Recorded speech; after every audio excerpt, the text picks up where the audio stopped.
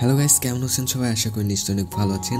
আজকের ভিডিওতে আমরা দ্য ফ্লেভার্স অফ ইয়র্থ এই অ্যানিমে মুভিটি এক্সপ্লেইন করব। এই মুভিটিকে 3টা ভাগে ভাগ করা হয়েছে, তো আমরা শুধু 1 নাম্বার এবং 3 নাম্বার গল্পটি এক্সপ্লেইন করব, কেননা দ্বিতীয় গল্পটি তেমন একটা মজার নয়। তো যাই হোক, প্রথম গল্পটির নাম হচ্ছে দ্য রাইস নুডলস। গল্পের শুরুতে আমরা একজন প্রাপ্তবয়স্ক ছেলেকে দেখতে পাই, যে বৃষ্টির মধ্য দিয়ে টোকিও শহর থেকে ছাতা নিয়ে হাঁটছিল আর আমাদেরকে বলতে থাকে খিদে পেট জ্বলে যাচ্ছে। এরপর আমাদেরকে তার শৈশবে নিয়ে যাওয়া হয় আর বলতে থাকে যে ঋতুর আবর্তে মনে পড়ে যায় আমার শৈশবের রাইস নুডলসের সেই স্বাদ। আমার সবচেয়ে প্রিয় ছিল এটি। মৌসুমী সবজি দিয়ে বানানো হতো এই রাইস নুডলস। এখানে অধিকাংশ এলাকাবাসীদের দিনগুলো শুরু হতো এই নুডলস দিয়ে, ধোয়া ওঠা গরম এক বাটি নুডলস দিয়ে। নামহীন এই নুডলসের দোকান থেকেই আমার শৈশবের স্মৃতির সূচনা। শাওমিং এর দাদিমা 2 বাটি রাইস নুডলস কিনে এনে শাওমিংকে নিয়ে বাড়িতে বসে সে এবং তার দাদি খেতে থাকে। শাওমিং আমাদেরকে বলতে থাকে নুডলসগুলো যেমন স্বাদ তেমনি সুন্দর, আর তাতে মিশে থাকে চমচমের স্বাদ, যা দিনের শুরুটাকে করে তোলে আরো প্রাণবন্ত। দাদিমা আর আমি একসাথে তা উপভোগ করতাম। শাওমিং এর মা বাবা চাকরি করত, তাই অধিকাংশ সময় সে দাদিমার সাথেই থাকতো। শাওমিং আমাদেরকে নুডলস তৈরির প্রক্রিয়াগুলো বলতেছিল আর বলে স্বামী স্ত্রী দুজনে মিলে পরম যত্ন ও মমতায় তৈরি হতো এই রাইস নুডলস। শাওমিং একদিন জানতে পারে যে দোকানের মালিক বেইজিং শহরের এক বিখ্যাত শেফ। নিজের পায়ে দাঁড়ানোর জন্য তিনি একদিন এখানে এসে স্থায়ীভাবে একটা নুডলসের দোকান দিয়েছেন। এসব শাওমিং এর জন্মের আগের কথা ছিল। এই দোকানটিতে শুধু রাইস নুডলসই বিক্রি করা হতো। তাদের এই রাইস নুডলসের প্রেমে পড়ে যায় প্রায় সবাই। দূর দূরান্ত থেকে মানুষ ছুটে আসতো এক বাটি রাইস নুডলসের স্বাদ উপভোগ করতে। দোকানের পাশেই শাওমিং এর বাড়ি ছিল, যার কারণে প্রতিদিন এই রাইস নুডলস খাওয়ার সুযোগ হতো শাওমিং এর। একদিন হঠাৎ দোকান বন্ধ করে দিয়ে এই মালিক হারিয়ে গেল। প্রতিহিংসার শিকার হয়ে তারা বিদায় নিতে বাধ্য হয়েছিলেন। এরপর দেখা যায় শাওমিং তখন অনেক বড় হয়ে গেছে। সে এখন স্কুলে পড়ছে। তার স্কুলে যাওয়ার পথে একটা নুডলসের দোকান বাঁধত। তবে ওই নুডলসের দোকানের স্বাদ ওই আগের দোকানের মতো ছিল না। তবে শাওমিং এর কাছে খেতে মোটামুটি ভালোই লাগে। শাওমিং যখন ওই দোকানে বসে নুডলস খেত, তখন 2টো মেয়ে ওই পথ দিয়ে স্কুলে যেত। তাদের ভেতর থেকে একটা মেয়ের প্রেমে পড়ে যায় শাওমিং। অবশ্য মেয়েটি শাওমিং এর থেকে 1 বছরের সিনিয়র ছিল। ওই দোকানে নুডলস খেতে আসার অন্যতম কারণ ছিল এই মেয়েটিকে এক নজর দেখা, আর তাতেই যেন মিশে ছিল তার জীবনের সব আনন্দ। তো এরপর একদিন দেখা যায় নুডলসের দোকান পাল্টিয়ে তারা এখন ফিশিং শপ দিয়েছে। সেই দিন থেকে সূর্যের সকালগুলো একটু একটু করে হারিয়ে গেল, আর সেই সাথে হারিয়ে গেল সেই রাইস নুডলস আর সেই ভালোবাসার মানুষ। এরপর থেকে শুরু হয় তাদের নতুন দোকান। তবে দোকানে এখন তেমন একটা বেচা কেনা হয় না। এরপর একদিন দেখা যায় যে শাওমিং এর স্কুলে মারামারি হয়। একটা ছেলেকে ছুরি দিয়ে আঘাত করা হয়েছিল, আর এই ছেলেটি ছিল ওই নুডলস শপের মালিকের ছেলে। মারামারির কারণ জানা যায়নি, তবে সেদিনের পর থেকে বন্ধ হয়ে গিয়েছিল ফিশিং শপের দোকানটি। কিছুদিন পর দেখা যায় সেখানে আরেকজন নুডলসের দোকান দিয়েছে, আর এদিকে দেখা যায় সেই মেয়েটি স্কুল থেকে পাশ করে অন্য কোথাও দূরে চলে গিয়েছে। এভাবেই হারিয়ে যায় তার প্রথম প্রেম, বিষাদময় সকাল। এরপর আমাদেরকে বর্তমানে নিয়ে আসা হয়। শাওমিং আমাদেরকে বলতে থাকে যে হারিয়ে গিয়েছে সেই শৈশবের সব স্মৃতি। আজ আমি বড় একা। এরপর সে একটা রেস্টুরেন্টে গিয়ে ছোটবেলা সেই নুডলস অর্ডার দেয়, খেতে থাকে আর আমাদেরকে বলতে থাকে নুডলসের দাম শুধুই বেড়েছে, কিন্তু বাড়েনি এর স্বাদ। রাইস নুডলস তার খুবই ভালো লাগে, কিন্তু সে তার ছোটবেলার সেই রাইস নুডলসের স্বাদ দ্বিতীয়বার আর কোথাও পায়নি। রেস্টুরেন্ট থেকে বের হওয়ার সাথে সাথে তার বাবা তাকে ফোন করে এবং বলতে থাকে যে তার দাদি অসুস্থ।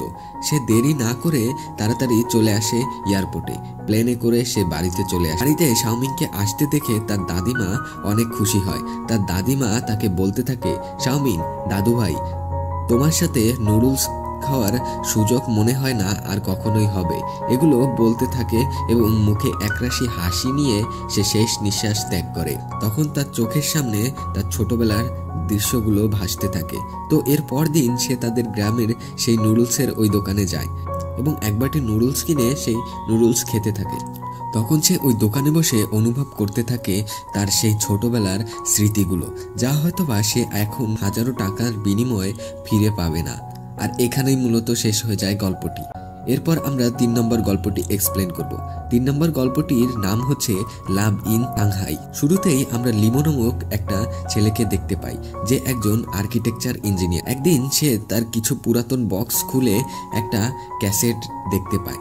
সে ছোটবেলায় তার বান্ধবী দিয়েছিল এটি, কিন্তু সে সময় পড়ালেখা নিয়ে এতটাই ব্যস্ত ছিল যে সে ভুলেই গিয়েছিল ক্যাসেটটির কথা। তখন সে ক্যাসেটটি নিয়ে তাড়াতাড়ি তার বাড়ির দিকে দৌড়ে যেতে থাকে, কেননা তার বাড়িতেই ছিল ক্যাসেট প্লেয়ার, যেটির মাধ্যমে সে এই ক্যাসেটটি প্লে করে শুনতে পাবে যে এই ক্যাসেটের ভিতর কি রয়েছে। আর তখন আমাদেরকে অতীতের দৃশ্য দেখানো হয়। সেখানে দেখা যায় তারা 3 বন্ধু ছিল, লিমোর বাড়িতে গিয়ে একসাথে ক্যাসেট শুনতে থাকে। একদিন লিমোর বাড়ি থেকে যাওয়ার সময় শাওই পড়ে গিয়ে পায়ে আঘাত পায়। তখন দেখা যায় লিমো শাওইকে তার বাড়িতে কাঁধে করে এগিয়ে দিয়ে আসছে। ওভারব্রিজের ওপর বসে লিমো জিজ্ঞাসা করে, পায়ে ব্যথা নিয়ে কি স্কুলে যেতে পারবে কাল? শাওই বলে যে না যেতে পারলে তুমি আমার জন্য পড়া রেকর্ড করে আনতে পারবে না? আমি তাহলে ঘরে বসে বসে সব শুনবো। তখন লিমো বলে, তোমাকে খুশি করতে এটুকু তো করাই যায়। তখনই আমাদেরকে আবার বর্তমানে নিয়ে আসা হয় এবং আমরা সেই জায়গাটিকে দেখতে পাই যেখানে শাওই পড়ে গিয়ে পায়ে ব্যথা পেয়েছিল। এখনো সেই জায়গাটি ঠিক করা হয়নি। এরপর আবারও আমাদেরকে অতীতে নিয়ে যাওয়া হয় এবং আমরা দেখতে পাই যে লিমো স্কুলের পড়া শাওইর জন্য রেকর্ড করে শাওইর বাসায় দিয়ে গেছে। তো পরদিন শাওই এর পা ঠিক হয়ে যায়। তো এরপর থেকে তারা দুজন তাদের মনের কথাগুলো রেকর্ড করে একজন আরেকজনকে ক্যাসেটের মাধ্যমে দিতে থাকে, আর এগুলো তারা বাসায় বসে শুনতে থাকে। একদিন শাওই বাবা মা তাকে বলে অনেক দূরে একটা ভালো বিশ্ববিদ্যালয়ে ভর্তি হওয়ার জন্য।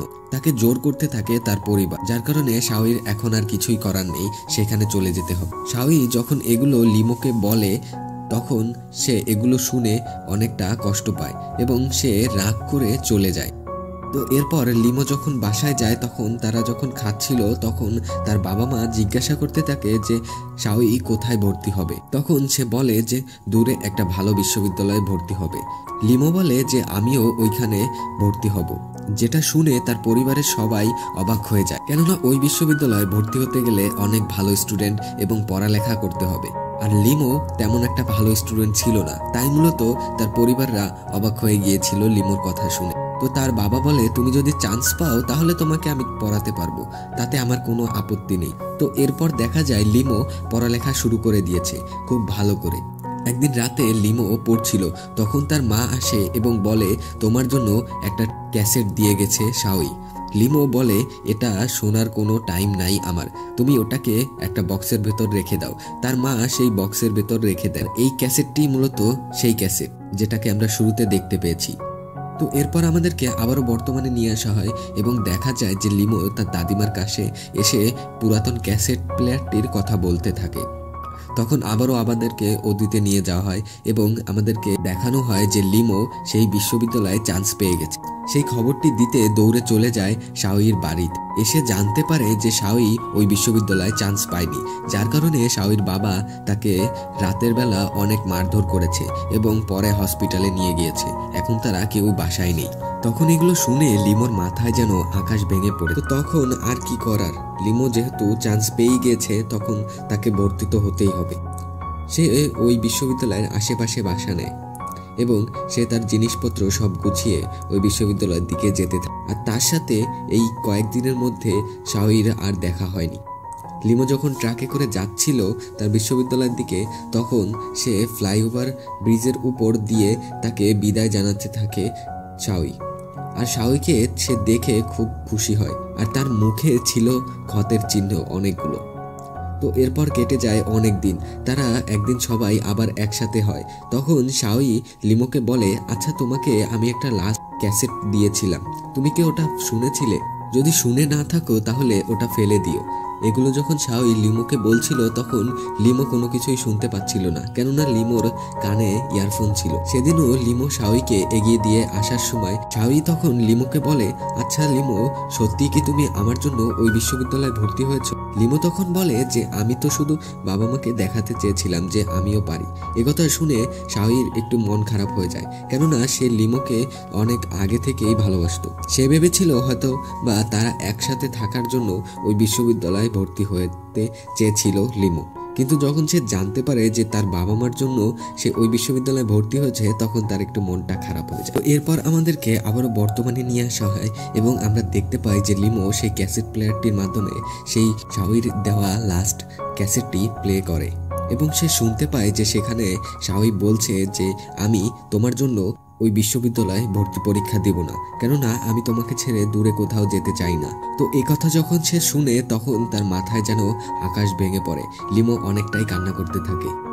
আর এখানে মূলত আমাদের গল্পটি শেষ হয়ে যায়। তো এই দুইটা গল্পের ভিতর কোন গল্পটা আপনার কাছে ভালো লেগেছে অবশ্যই কমেন্ট করে জানাবেন। তো দেখা হচ্ছে পরবর্তী ভিডিওতে, সে পর্যন্ত সবাই ভালো থাকবেন, সুস্থ থাকবেন।